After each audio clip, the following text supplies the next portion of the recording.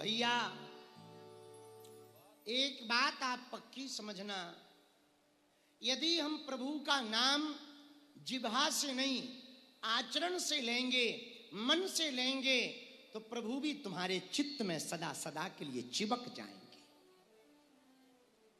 बुरा ना मानना, वर्तमान में भारत को सत्संग की बहुत आवश्यकता है। पूछो क्यों? अरे पूछो तो, थोड़ा जोर से पूछो। कंप्यूटर के जमाने में जब कंप्यूटर में नेट फिट किया जाता तो एक प्रॉब्लम होती है, पढ़े लिखे लोग समझ जाएंगे। उसमें क्या होता है, वायरस आ जाते हैं। आ जाते कि नहीं आ जाते? तो जब वायरस आते हैं तो हम लोग वायरस को खत्म करने के लिए क्या करते हैं? एंटी वायरस प्रोग्राम इंस्टॉल करते हैं। बोलो हाँ या ना? वायरस को खत्म करने के लिए एंटी वायरस प्रोग्राम इंस्टॉल करते हैं तो कंप्यूटर स्मूथ चलने लगता। उसी प्रकार संसार सागर कंप्यूटर है, ये माइंड उसका कंप्यूटर का एक जो है स्क्रीन है। जब संसार से ये माइंड जुड़ेगा तो संसार रूपी वायरस हमारे माइंड में आ जाएंगे। उसी वक्त यदि कोई सत्संग रूपी एंटी वायरस प्रोग्राम इंस्टॉल कर ले तो दिमाग ठीक हो जाएगा। तो मन के वायरस को मिटाने का एंटी वायरस प्रोग्राम का नाम है भगवान की कथा। क्या नाम है? जोर से बोलो। भगवान की कथा। इसी पे दूसरी बात सुनो। किसी ने पूछा सत्संग क्यों करना चाहिए, क्यों 3 घंटे बर्बाद करें, कथा में बैठें, क्या आवश्यकता है? भैया किताबों से संसार का ज्ञान लिया जा सकता है, पर सत्संग से आत्मा का और परमात्मा का ज्ञान प्राप्त होता है। संसार कैसा है ये जानना है तो किताबों को पढ़ो, पर जीना कैसे है ये जानना है तो सत्संग में बैठो। इसी में तीसरी बात सुनो, ध्यान से सुनना। जीवन में एक बात पक्की है, जो भी आपके द्वारा कर्म हो रहा भोगने वाले भी आप ही होंगे। ऐसे समझो, एक आदमी जा रहा था, रास्ते में आम का बाग लगा था, आम को देखा तो देखा किसने? देखता कौन है? हाथ देखते हैं कि सिर? क्या देखते हैं? आंखें। सही बता दिया, हमें पता नहीं था। डबरा में आके पता लगा आंखें देखती हैं। तो बाग में आम लगे, देखा किसने? बोलो। आंखों ने। आंखों ने देखा आम बढ़िया लगे हुए हैं, देखा आंखों ने, पर बाग की तरफ चले कौन? के हाथ। कौन चले? पैर। देखा आंखों ने, चले कौन? पैर। लेकिन एक बात बताओ, देखा आंखों ने, चले पैर, पर आम अच्छे हैं, तो तोड़ा किसने? हाथों ने। अच्छा, देखा आंखों ने, चले पैर, तोड़ा हाथों ने, लेकिन खाया किसने? बोलो, किसने खाया? मुंह ने कि हाथ ने खाया? मुंह ने। लेकिन तब तक आम के बाग का माली आ गया, उसने डंडा फटकारी सु पिटी पीठ। अब एक बात बताओ, पूरे सिस्टम में पीठ का कोई काम था? उसने कोई गलती की? नहीं की। देखा किसने? चले कौन? आम को तोड़ा किसने? खाया किसने? और खाने के बाद रखा किसने? पेट ने। और पिटी कौन? इसने क्या गलती की? बोलो बोलो बोलो, क्या गलती की? पर सुना, जो करेगा वो पाएगा, ये बात ऐसे ही सत्य नहीं है। देखा किसने? चले कौन? तोड़ा किसने? खाया किसने? रखा किसने? पिटी कौन? पर पिटाई जब जोर से भई तो रोई कौन?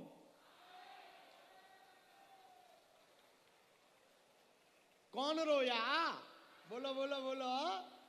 आंखें, क्योंकि देखा किसने था।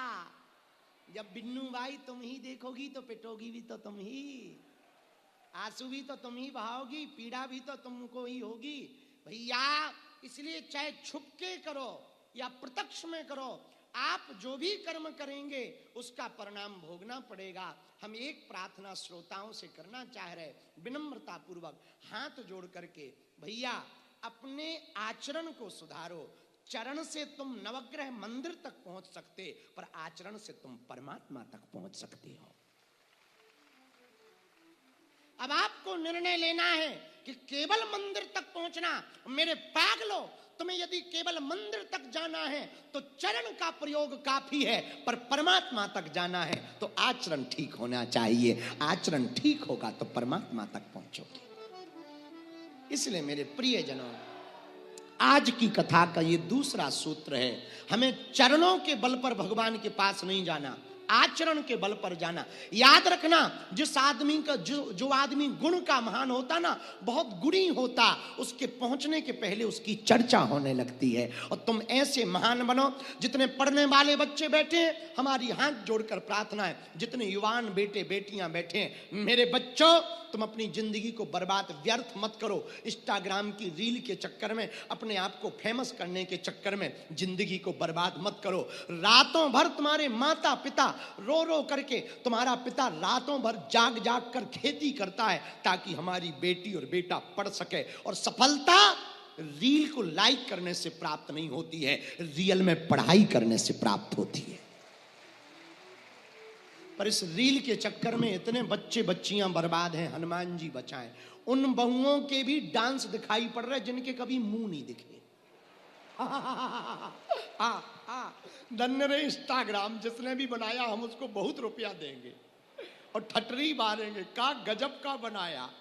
आजकल ऐसे ठुमका लग रहे हैं रील पर, राम राम राम राम। बहू डांस कर रही, ससुर लाइक कर रहा। और रुको रुको रुको रुको, बहू डांस कर रही, ससुर लाइक कर रहा और जेठ कमेंट कर रहा, नाइस। अरे राम राम राम राम, धन्य रील। हमको तो कई बार ना पुराने राजा महाराजाओं पे तरस आता है, जिन डांस को देखने के लिए, मुजरा को देखने के लिए वो करोड़ों मोहरे बर्बाद कर दिए, वो 299 के पैक में घर बैठे मिल रहा है। राम राम राम राम राम राम राम। अरे हनुमान जी बचाना, किस समय हमको भेजा तुमने प्रभु। गजब का समय है, अजब तमाशा देखा रे, गजब तमाशा देखा रे। क्या गजब तमाशा चल रहा। मेरे पागलों, पढ़ने वाले बच्चों, तुम हमारी बात कान खोलकर सुन लो। तुम हमें मानो या ना मानो, पर माँ बाप को जरूर मानना। अभी समय है हम आपको आचरण की बात कहें। आचरण पे चर्चा चल रही, आचरण की अभी समय है। जितने युवान बच्चे बैठे हैं, हमारा बहुत पुराना विचार है, निजी विचार है, 18 से 25 वर्ष के बीच में जो बालक बालिका सुधरा रहेगा, संभला रहेगा, वो कभी बिगड़ नहीं सकता है। और इस बीच में जो बिगड़ जाएगा वो कभी सुधर नहीं सकता है। इसलिए जितने भी बच्चे बैठे, तुम संगत के चक्कर में दूसरों को, कुछ लोग कहते गुरुजी हम क्या बताएं, हम तो ठीक थे, हमारी सहेली बेकार थी, हमारे सहेला बेकार था। अरे नक्कटू, चंडी, दुर्गा, काली, त्रिपुर सुंदरी, बेटियों तू दुर्गा बन, तू काली बन, पर कभी ना बुरके वाली बन। हाँ, हमारी प्रार्थनाएं बेटियों, ये सहेली सहेला के चक्कर में मत पड़ो कि वो ऐसा है तो मैं भी ऐसी हो जाऊं, वो वैसा है मैं भी वैसा। और बच्चों से भी प्रार्थना है, वो मेरा मित्र ऐसा कर रहा, मैं भी सिगरेट फूंकूं, मैं भी ये करूं। मेरे बच्चों याद रखना, पढ़ने वाले बच्चों, एक बात हमारी तुम याद रखना, कोई किसी को नहीं बिगाड़ सकता, खुद में यदि खोट ना हो। याद रखना, रामचरितमानस के 2 पात्रों को तुम पढ़ लेना। राम के राज्य में रह करके मंथरा सुधरी नहीं, और रावण के राज्य में रहकर विभीषण बिगड़ा नहीं। विभीषण रावण के खानदान में पैदा हुआ, पर रावण बिगाड़ नहीं पाया, राम भजन से विमुख नहीं कर पाया। और आज के बच्चे कहते कि हम नहीं बिगड़े, हमारे मित्र बिगड़े। क्या खाक लिपटे रहते भुजंग, चंदन से सांप लिपटे रहते हैं। चंदन अपनी शीतलता देता है, लेकिन कभी भी सांप का जहर नहीं लेता है। इसलिए तुम कितने भी गलत संगत में रहो, कितनी भी गलत जगह रहो, पर अपने आप को कंट्रोल रखो, अपने आचरण को शुद्ध रखो, अपने मन को कंट्रोल रखो। आज की कथा की बात यही तुम्हें जीवन में घर पर लेकर जानी है। और सुनो बच्चों, दौड़ते हुए घोड़े, उगते हुए सूर्य का चित्र लगाने से सफलता नहीं मिलती है। सूर्य के पहले जगना पड़ता है और घोड़ों की तरह दौड़ना पड़ता है, तब सफलता प्राप्त होती है। लेकिन आजकल के बच्चों पे बातें 4 दिन तक काम करती, फिर बिगड़ जाते। देखो तुम, कई लोग ना आज की बात गुरुजी की सुनकर हम तो कल 4 बजे से उठेंगे, अलार्म लगा करके सो जाते। लेकिन जब अलार्म बजता तो बंद करके ऐसा आनंद की नींद लेते जैसे बम डिफ्यूज कर दिया। हाँ, फिर और गहरी नींद आती। और वो कहता है माइंड, उसी वक्त माइंड कहता 5 मिनट में क्या बिगड़ जाएगा, और कब 8 बजाते पता नहीं लगता है। वो 5 मिनट ही खराब है। उसी 5 मिनट को ब्रेक लगा करके यदि खड़े होकर के हम सावधान से अपने आचरण की शुद्धि करें। मेरे पागलों, सूत्र याद रखना पढ़ने वाले बच्चे, आचरण की शुद्धि करनी है। किसकी शुद्धि करनी? बोलो बोलो, आचरण की शुद्धि करनी। चरण के बल पर तुम मंदिर जा सकते, पर आचरण के बल पर तुम परमात्मा तक जा सकते हो। बालाजी महाराज के कृपा पात्र बागेश्वर धाम पीठाधीश्वर परम पूज्य धीरेन्द्र कृष्ण शास्त्री जी महाराज का पावन संकल्प। मध्य प्रदेश में छतरपुर के ग्राम गढ़ा में बनेगा विश्व स्तरीय कैंसर अस्पताल एवं रिसर्च सेंटर, जिसकी आधारशिला देश के यशस्वी प्रधानमंत्री नरेंद्र मोदी जी के कर कमलों से रखी जा चुकी है। 200 करोड़ रुपए की लागत वाले 100 बेड के इस अस्पताल में गरीबों का होगा मुफ्त इलाज। ये बहुत बड़ा अवसर है, बहुत बड़ा काम है। संकल्प बड़ा हो, संतों के आशीर्वाद हो, प्रभु की कृपा हो, तो समय सीमा में सब पूर्ण होता है। हमारे प्रियजनों, बागेश्वर धाम पूरे भारत के लोगों, अभी तक अस्पतालों में मंदिर थे, अब मंदिर में अस्पताल होगा। कैंसर हॉस्पिटल निर्माण हेतु सहयोग देकर पुण्य के भागी बने।